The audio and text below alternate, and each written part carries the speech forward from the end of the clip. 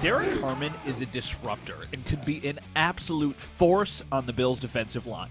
Led all FBS defensive tackles and pressures from a defensive tackle alignment last year with 35, 6 more than anybody else in the entire country. So he gets after it now.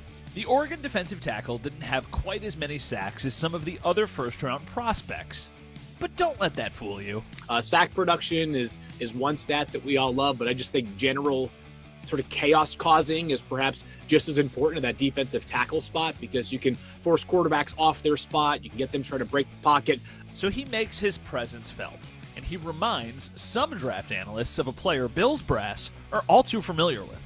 My comparison for Harmon is actually Daquan Jones. They were very similar prospects coming into the NFL. That Harmon is very strong. He gives you some upfield pass rush ability, which I do think beyond just sheer size or girth next to Ed Oliver, the Bills do want some pass rush ability, and we've seen that for Daquan Jones in his time in Buffalo. While Daquan Jones isn't quite the player he was a few years ago, he was once a really important piece for the Bills.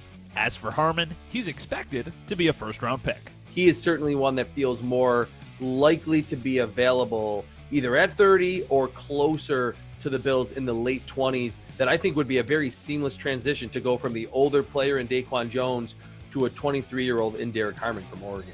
Matt Bove, 7 Sports.